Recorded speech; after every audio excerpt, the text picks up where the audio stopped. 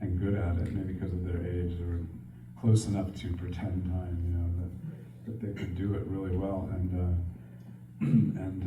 they helped on that film. I think that was kind of the main time we were using non-professionals.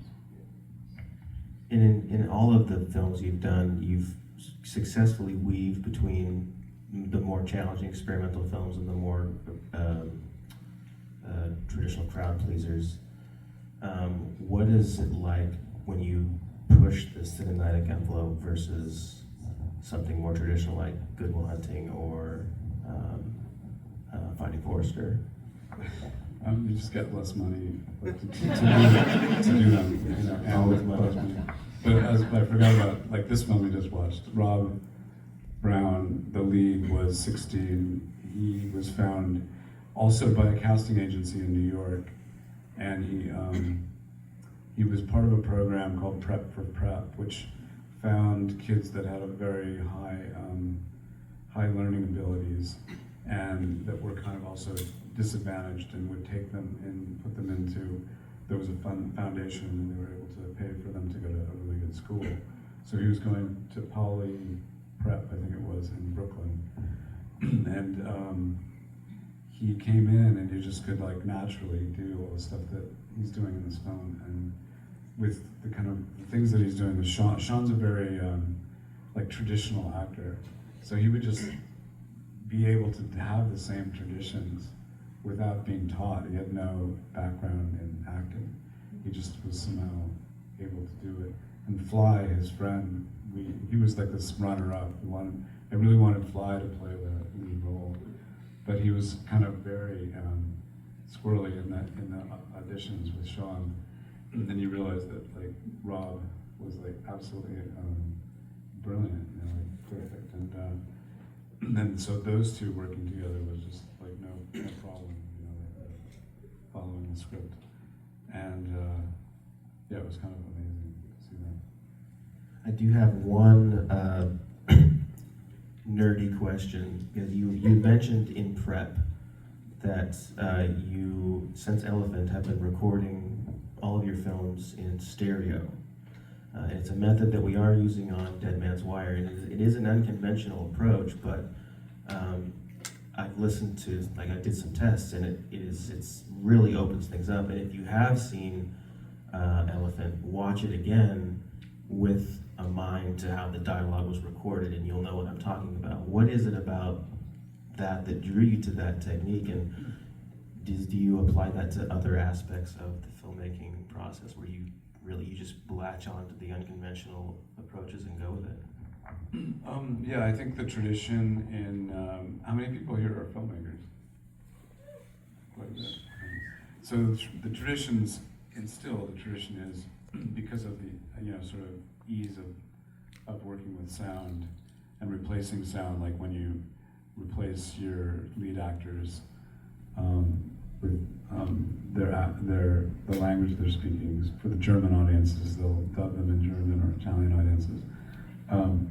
So it's easy to take this, the track out of the center speaker and replace it with the dubbing artist's soundtrack, and which is one of the reasons that you don't kind of mix the voice all through all three speakers in stereo, because it's harder to take them out and replace them, but in the kind of machinery of, like, large distribution. But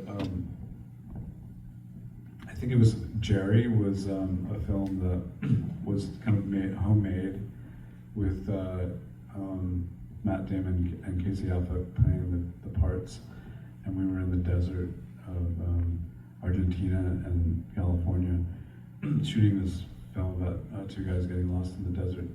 And Leslie Schatz, who was my sound mixer, came to visit, I think when we were in Death Valley, and he was telling my sound man that he should really record in stereo, because the way we were shooting the film were like these big long single takes, and the sound man was arguing with him that it would be too heavy, the mics would be too heavy.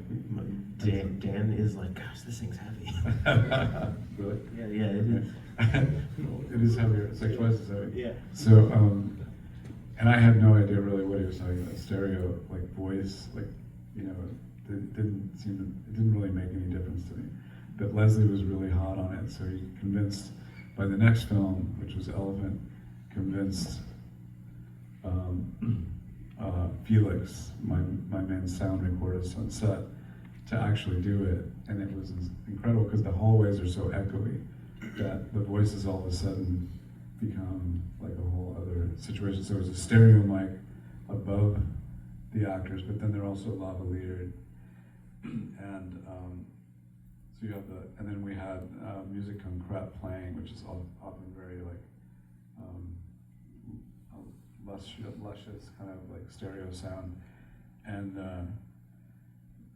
so we first worked with stereo on that film. I remember the way we listened to the dailies was we had a 4-track recorder, but we had the dailies could only handle 3 tracks because we were using like a full coat 3-track recorder just to sync up with the sound on the dailies, which is how we watched our like work. So and the microphones were not assigned yet to a proper location. So if a character was speaking on that side, their voice is coming from the other side sometimes, and it just would like go back and forth. And it gave us the idea to really like not necessarily put the sound where it was supposed to be in Elephant. So it sort of travels around and mixes itself up.